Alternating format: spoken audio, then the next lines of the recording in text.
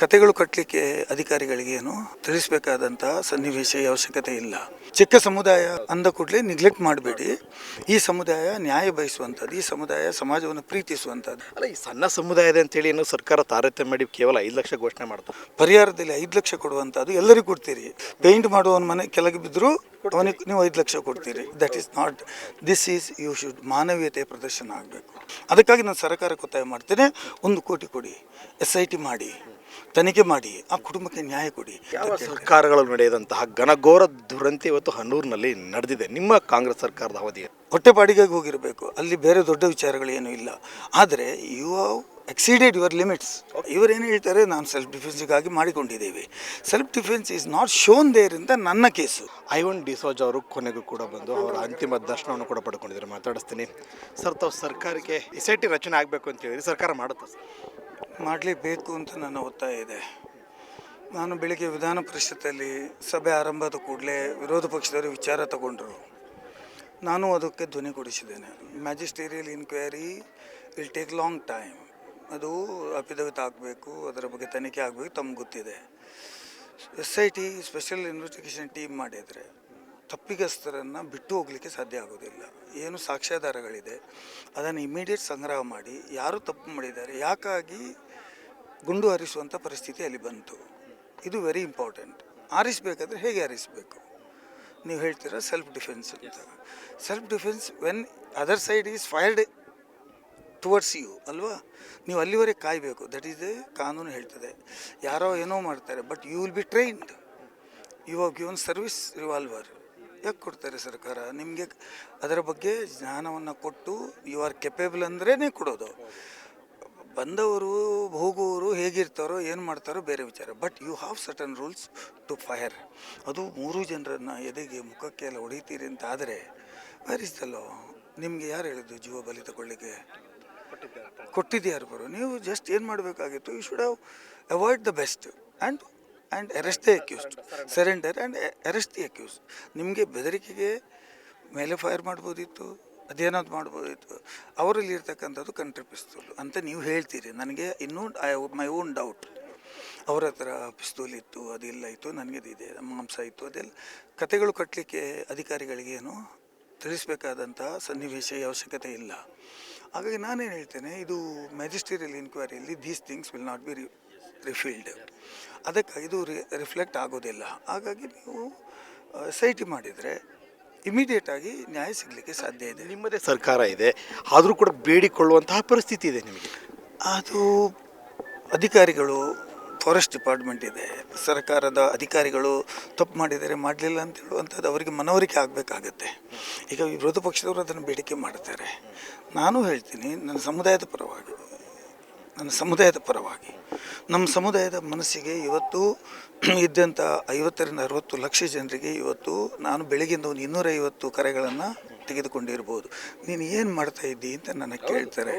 ಇಂಥ ಘಟನೆ ಆದಾಗ ನೀನು ಏನು ಮಾಡ್ತಾಯಿದ್ದೀಯಾ, ವಾಟ್ ಈಸ್ ಯುವರ್ ವ್ಯಾಲ್ಯೂಸ್, ನಿನ್ನ ವ್ಯಾಲ್ಯೂಸ್ ಏನು, ನಿನ್ನ ಕಮಿಟ್ಮೆಂಟ್ ಏನು ಅಂತ ಕೇಳ್ತಾರೆ ನನಗೆ. ಹಾಗಾಗಿ ನಾನು ಕೇಳೋದು, ಸರ್ಕಾರದ ಕೆಲಸ ಮಾಡಬೇಕು, ಬಟ್ ಅದರಲ್ಲಿ ನ್ಯಾಯ ಇರಬೇಕು ಅಂತ ನಾನು ಹೇಳ್ತೀನಿ. ಮ್ಯಾಜಿಸ್ಟ್ರೇಟ್ ತನಿಖೆಯಲ್ಲಿ ಇವರಿಗೆ ನ್ಯಾಯ ಸಿಗುತ್ತಾ? ಯಾವ ತನಿಖೆಯಲ್ಲಿಯೂ ನ್ಯಾಯ ಸಿಗ್ತದೆ. ನಾನು ಅಶ್ಯೂರ್ ಮಾಡ್ತೇನೆ. They have violated the service rules. ಯಾರು? ದಿ ಅಧಿಕಾರಿಗಳು. ಹಾಗಾಗಿ ಅವರಿಗೆ ಶಿಕ್ಷೆ ಆಗೋದು 100ಕ್ಕೆ 100% ಸಿದ್ಧ. ಆದರೆ ಅದು ಕ್ವಿಕ್ ಆಗಿ ಆಗಬೇಕು.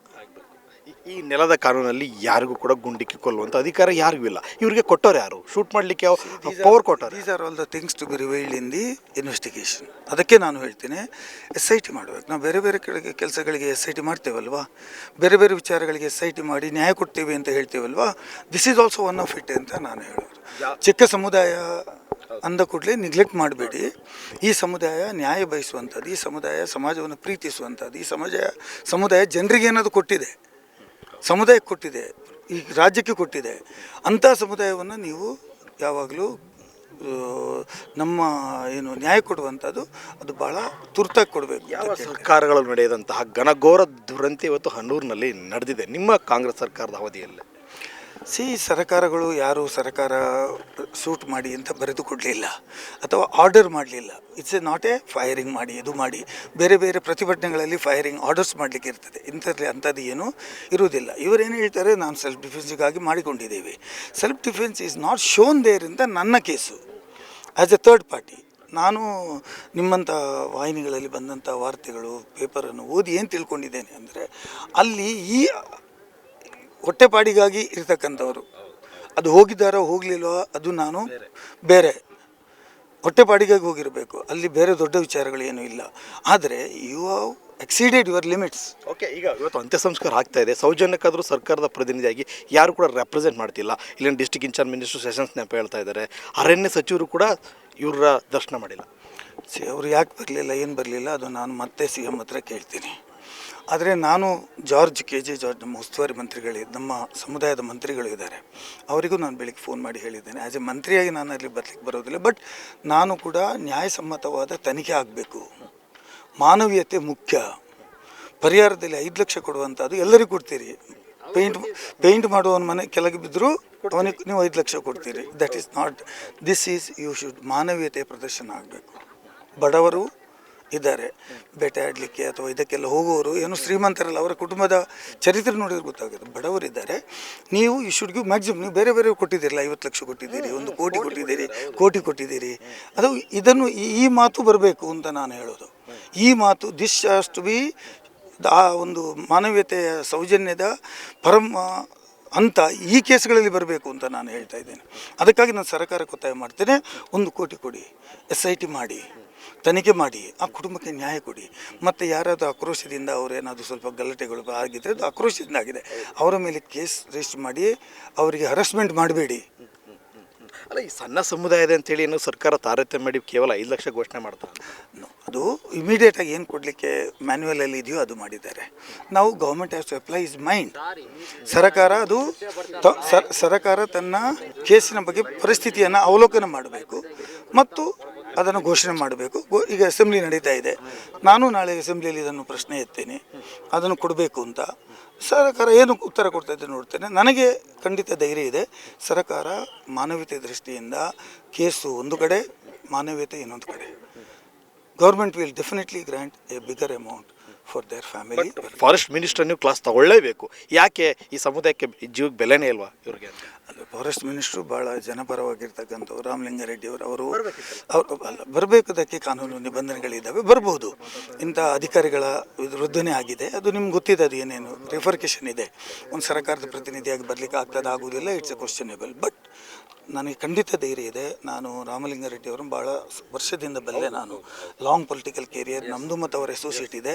ಈ ಸಮುದಾಯದ ಜೊತೆ ಒಳ್ಳೆಯ ಸಂಬಂಧ ಅವರಿಗಿದೆ. ಆಗ ಖಂಡಿತವಾಗಿ ಅವರು ದೊಡ್ಡ ಕಾಂಪನ್ಸೇಷನ್ ಕೊಡ್ತಾರೆ, ಅವರಿಗೆ ಒಂದು ಉದ್ಯೋಗ ಕೊಡುವಂಥ ಭರವಸೆಯನ್ನು ಕೊಟ್ಟಿದ್ದಾರೆ, ಅದು ಕೊಡ್ತಾರೆ. ಮತ್ತು ಕುಟುಂಬಕ್ಕೆ ಏನು ಸಹಾಯ ಮಾಡಬೇಕು ಅದು ಎಲ್ಲವೂ ಮಾಡ್ತಾರೆ. ಅದರ ಜೊತೆ ಹೋರಾಟ ಮಾಡಲಿಕ್ಕೆ ಐವನ್ ಡಿಸೋಜ ಕೂಡ ಇದ್ದಾನೆ ಅಂತ ಹೇಳೋದನ್ನು ನಿಮಗೆ ಗಮನಿಸ್ತಾರೆ. Thank you sir, thank you. ಇವಿಷ್ಟು ಐವನ್ ಡಿಸೋಜ ಅವರ ಮಾತು. ಕ್ಯಾಮರಾ ಪರ್ಸನ್ ನಂದನ್ ಕುಮಾರ್ ಜೊತೆ ಮಹೇಶ್ ಕೆಬ್ಬೆ, ಪ್ರೆಸ್ ನ್ಯೂಸ್ ಕನ್ನಡ, ಹಾನೂರು.